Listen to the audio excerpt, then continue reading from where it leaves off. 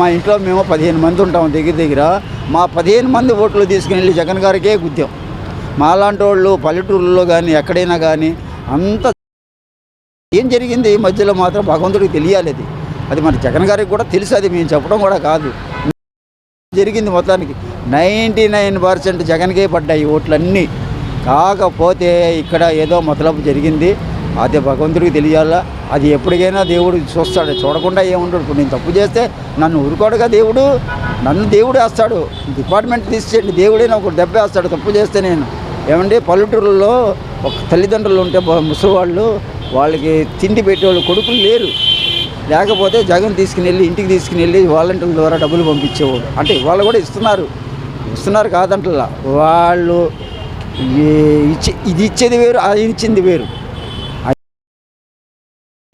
ఆ బిడ్డలు ఆడపిల్లలే ఉన్నారు వాళ్ళకి. ఇప్పుడు నలుగురు పిల్లలండి, ముసలాయనకి ముసలాంకి, నలుగురి పిల్లలకి కూడా తిండి పెట్టిన వాళ్ళు లేరు. ఎవరి పిల్లలు భర్తలు తీసుకుని వెళ్ళిపోయారు ఎవరు స్టేట్లకి. వీళ్ళకి పెట్టేవాళ్ళు ఎవరు లేరు. ఆస్తులు పనిచేశారు ఇల్లు. తిండి లేకపోతే జగన్ పంపించేవాడు, హ్యాపీగా దాచుకొని జాగ్రత్తగా తినేవాళ్ళు వాళ్ళు. ఈయన వచ్చిన తర్వాత కొత్త ఈ పథకాలు పెట్టి ఇవన్నీ లాగేసి కొన్ని పథకాలని అంటే ఈ వచ్చే డబ్బుల్ని కూడా కొన్ని ఇది మీది వర్తించదు అని చెప్పి లాగేశారు వీళ్ళు. ఇంకొన్ని అంటే అనార్హత పెన్షన్లో వైఎస్ఆర్ కాంగ్రెస్ పార్టీలో ఎక్కువ ఉన్నాయి.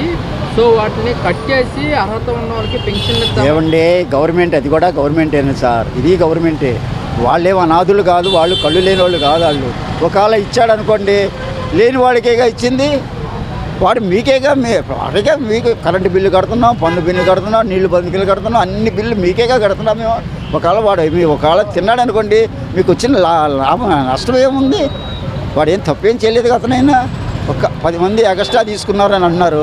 ఆ 10 మందిలో తీసిన వాళ్ళు అందుట్లో కూడా మంచి వాళ్ళు ఉన్నారు. పోయారు పాపం, అనవసరం అజ్ఞానంగా తీసేశారు పాపం. వాళ్ళని ఏడుస్తున్నారు వాళ్ళ తల్లిదండ్రులకి ఫుడ్ పెట్టేవాళ్ళు లేరు వాళ్ళకి. జగన్ ఇచ్చిన డబ్బులు దాచుకొని జాగ్రత్తగా నెలలు వచ్చేదాకా వాళ్ళు ఖర్చు పెట్టుకునేవారు. ఇవాళ కొంతమందికి లేదు పాపం, అది అనాథులుగా ఏ తల్లి వందన కాలని స్కూల్ దగ్గరికి వెళ్ళి తెచ్చుకునేవాళ్ళు, ఆ బ్యాంకులకి వెళ్ళి తెచ్చుకునేవాళ్ళు. ఇవాళ లేదుగా.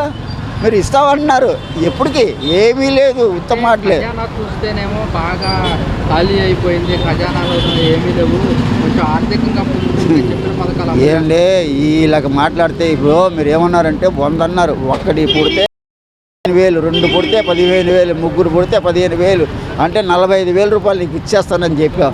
ఎక్కడైనా ఇచ్చారా మీరు చెప్పండి. మీ మనస్ఫూర్తి మీద చేసుకొని ఖజానా అంటే మీరు తర్వాత ఏమన్నారంటే ఖజానా లేదండి, మీరు ఏమనుకోవద్దండి ప్రజలు, అది సరిపోద్దండి. ఆకలి వేసిన వాడికి ఏమీ లేదని అంటే వాడు చచ్చిపోవాలా? మీరు చెప్పిన మాటకి ఆకలి తీర్చాలి కదా ముందు. నువ్వు తీర్చకుండా చచ్చిపోమంటున్నావు నువ్వు. అంటే ఖజానాలో డబ్బు లేదంటున్నావు, ఏమైపోవాలాడు? మీరు ఆలోచించాలండి. మీరు ఆలోచించలేని శక్తి మీకు లేదు. మీకు ఏంటంటే హోదా కావాలి. ఈ హోదానే ఏ రకంగా మేము హేమతిగా తిరగాలని చెప్పేసి మీ హోదాలో మీరు చూసుకున్నారు. పవన్ కళ్యాణ్ గారు ఏమోనండి, మీరైనా కానివ్వండి. పవన్ కళ్యాణ్ గారు ఏంటంటే ఫస్ట్ పాత్ర ఏదే గబ్బర్ సింగ్ లాగా ఎరగదీశారు ఆయన. ఇప్పుడు ఏమీ లేదు, ఆయన పని ఆయన చూసుకుంటూ పోతున్నాడు ఆయన.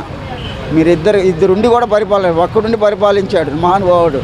మేము చెప్పేది 100కి 100 సార్లు కూడా పల్లెటూరులో కానీ సిటీలో కానీ తల్లిదండ్రులని చూడలేని వాళ్ళు బిడ్డలు వాళ్ళ పిల్లలు చూడకపోతే జగన్ గారు అన్నం పెట్టి ఆదుకున్న తండ్రి, అతనికి రెండు చేతులు పెట్టి మేము నమస్కారం పెడుతున్నాం. ఎందువల్లంటే ఆయన మాకు అన్న కాదు, తమ్ముడు కాదు. మీరు అన్న కాదు, తమ్ముడు కాదు. గవర్నమెంట్లో మేము మీకు డబ్బు కడుతున్నాం కాబట్టి, ఈ విలేకర్స్ మిమ్మల్ని అడుగుతున్నారు కాబట్టి మీకు చెప్తున్నాం మేము. అయ్యా, మీకు దయచేసి మీకు ప్రజలకి ఏమైనా చేయగలిగితే మీరు న్యాయంగా చెయ్యండి. లేనప్పుడు ఇక మేమేం చెప్పలేం. మీకు తెలుసు, అన్నీ తెలుసు. ఈ గవర్నమెంట్లోకి వచ్చేటప్పటికి ఇంతవరకు ఏ పథకాలు ఇవ్వండి చెప్తున్నాగా. లోగల్లో చంద్రబాబు చేశాడు కానీ ఏ పండుగ వచ్చినా రేషన్ కార్డుల్లో ఇచ్చేవాడు, అన్నీ ఇచ్చేవాడు. ఇప్పుడు అవి కూడా బంద్ చేశాడు. కొత్త వాళ్ళకేమో పింఛన్ ఇస్తున్నాను అన్నాడు. పింఛన్లు ఎక్కడా లేదు. పాత వాళ్ళకి ఇచ్చే పింఛనే వాళ్ళ ద్వారా ఇస్తున్నారు. సచివాలయం వాళ్ళు వచ్చి ఇస్తున్నారు. ఇదివరకు వీళ్ళని పెట్టుకున్నారు వాలంటీర్లు వచ్చేసారు. ఇంటింటికి వచ్చేవాళ్ళు మా దగ్గరికి. అయ్యా మీకు ఏంటి, పలాంది కావాలా, పలాంది వద్దా, మేము ఇంటికి బయటికి వెళ్ళేవాళ్ళం కాదు, వాళ్ళు వచ్చి చేసి వెళ్ళేవాళ్ళు. ఇవాళ ఇంటికి సచివాలయాల దగ్గరికి వెళ్ళి తిరగలేక చచ్చిపోతున్నాం మేము.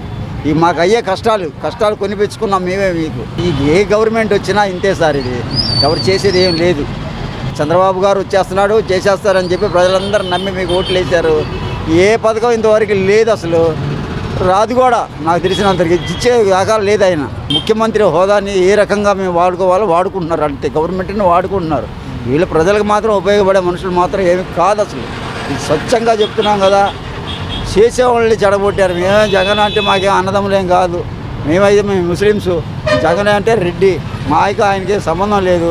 ఆయన ఉన్నప్పుడే పాలన సచివాలయం హ్యాపీగా ఉన్నారు వాళ్ళు. మా కొన్ని ఇళ్ళకి వచ్చి చేసేవాళ్ళు, స్కూల్లో పిల్లలు 2 పూటలు చక్కగా అన్నం తినేవాళ్ళు, హ్యాపీగా ఉండేవాళ్ళు. ఎక్కడ చేశారండి వీళ్ళు? ఎంతమంది అండి అనాథులు అయిపోయి వస్తున్నారండి పాపం. ఆడపిల్లలు స్కూల్లో, గవర్నమెంట్ స్కూల్లో అయితే ఎన్నో డెవలప్మెంట్లు చేశాడు బాబు. తిన్నాడు అని అంటున్నారు. ఎవరు తినలేదండి? ప్రతి ఒక్కళ్ళు తిన్నవాళ్లే కదా. దీంట్లో గవర్నమెంట్లో ఎవరికి అవకాశం ఉన్నప్పుడు వాళ్ళు ఎవరో చేసింది ఇక్కడ దాఖలు. ఇప్పుడు గవర్నమెంట్ ఏమి చేయలేదండి. ఏమైనా చేస్తుందని ఎదురు చూస్తూనే ఉన్నాం. సచివాలయం దగ్గరికి వెళ్ళి తిరిగి వస్తున్నాం మేము. ఇంతవరకు మాకుగా మా బిడ్డలకి రేషన్ కార్డులకే లేవు. వేరేది ఏదైనా అడగడానికి వెళ్తానికి కూడా లేదు. అసలు వెళ్ళి అక్కడ నిలబడలేక ఎండల్లో తిరిగిపోయి ఇళ్ళకి వచ్చేస్తున్నాం. అదే మాకు జగన్ గారు ఉన్నప్పుడైతే ఇళ్ళ దగ్గరికి వచ్చేవాళ్ళు, వాలంటీర్లు వచ్చి, అమ్మ మీకేంటి, ఇక ఫలానా సచివాలయం నుంచి వచ్చే వాలంటీర్లు ఇంటికి వచ్చి ఇలాగ చేసి వెళ్ళేవారు వాళ్ళు. ఇవాళ అలా అడిగేవాళ్ళు నాదులు లేడు మాకు. మహానుభావుడు మరి ఏమైపోయాడు? ఆయన్ని మచ్చుగా కూడా కనిపించకుండా చేసేసారు ఆయన జగన్ గారిని. ఆయన మహానుభావుడు 2 చేతులు పెట్టి దండాలు పెట్టాలి. మేము చెప్పాంగా, మేము సాయిబులు అండి. వాళ్ళెవరో వారి రెడ్డిలు వాళ్ళకి మాకు సంబంధం లేదు. ఎందువల్ల అంటే పరిపాలన కావాలి. నేను పుట్టి పెరిగిన తర్వాత నాకు 70 సంవత్సరాలు. ఇప్పుడు 70 సంవత్సరాల తర్వాత నేను ఇన్ని పథకాలు పెట్టిన మగవాడు ఎవడైనా ఉన్నాడంటే ఒక జగన్మోహన్ రెడ్డి. ఈయన వచ్చిన చంద్రబాబు కూడా ఇన్ని పథకాలు ఆయనకి పెడతాం కూడా చేతకాని వాళ్ళకి నేర్పించి పెట్టాడు జగన్మోహన్ రెడ్డి గారు. జగన్మోహన్ రెడ్డి గారు పుణ్యమే ఇదంతా. మీకు తెలియదు ఇవన్నీ. మీరేంటంటే హోదానే, ఈ ముఖ్యమంత్రి హోదాలు, ఈ హోదాలని మీరు ఏ రకంగా వాడుకుంటే తెలుసు. కానీ మీకు ప్రజల్ని పరిపాలిస్తాం మీ వల్ల కాదు. చేయలేరు కూడా. చేయబోసే మనసు లేదు. పెట్టే మనసు కావాలి. అడుక్కున్నవాడిని ఉంటే వెళ్ళేవాడు ఏం చేస్తాడంటే ఒక ముద్ద అన్నం పెట్టాలని ఆలోచిస్తాడు. అది అందరికీ రాదు. ఎవడో ఒకడికి ఇస్తాడు భగవంతుడు. ఆడు వెళ్ళేవాడు ఆడికి పెడతాడు. ఆ మనస్తత్వం మీకు లేదు. ఏం చేస్తాం? అది మా కర్మ. అది బిడ్డలు, చదువుకున్న బిడ్డలు అయితే చిన్న పిల్లలు స్కూల్లో అల్లాడుతున్నారు. అయ్యా అన్న అని అల్లాడేవాళ్ళు వాళ్ళు మీరు పెడుతున్నారు. ఇవాళ ఎవరండి ఇస్తున్నారు వాళ్ళకి? ఆ అమ్మాయి ఇది చదువుకున్న పిల్లలు అమ్మ ఒడి అని ఇచ్చారు. మీరు అమ్మ ఒడి ఎవరు ఇచ్చారా ఇప్పుడు దాకా? మీరు ఎక్కడ ఇచ్చిన దాఖలు లేదు. నేను ఆయన ఉంటే మహానుభావుడు ఎప్పటికప్పుడు కొట్టి ప్రజలకి చెప్పేవాడు ఆయన. మీకు ఇంతవరకు లేదు అసలు. అది తల్లికి వందనం, రైతులకి రైతు భరోసా ఈ మే మాసంలో వేస్తాము అని చెప్పేసి కూడా కూటమి ప్రభుత్వం అంటున్నమాట. చంద్రబాబు లేదు సార్, ఇవన్నీ అబద్ధాలు మాట. అదే చెప్తున్నాను మీకు. చౌక దుకాణాల ద్వారా మేము అన్నీ ఇచ్చేస్తున్నాను అంటున్నాడు ఆయన. ఫోన్లో పంపిస్తున్నాడు. ఎక్కడ ఇచ్చాడు? ఎవరికి ఇచ్చారు వాళ్ళు? ఇచ్చిన దాఖలు చూపించమనండి పోనీ. ఎక్కడైనా ఎక్కడా లేదు ఇంతవరకు. స్టోర్లో వాళ్ళని అడుగుతున్నాం మేము. స్టోర్లో అడుగుతుంటే మీకు చంద్రబాబు కాదండి, మీకు జగన్ గారు ఉంటేనే, ఆయన ఉంటేనే మాకు బాగుండేదండి వాళ్ళే అంటున్నారు. మేము అంటాం కాదు. స్టోర్లో గవర్నమెంట్ వాళ్ళు మీ దోదాలో పనిచేసే వాళ్ళు వాళ్ళే చెప్తున్నారు. ఇదేంటి సార్ మాకు ఏది రావట్లేదంటే ఏదీ లేదు. ఇంతవరకు ఏమీ లేదు అసలు.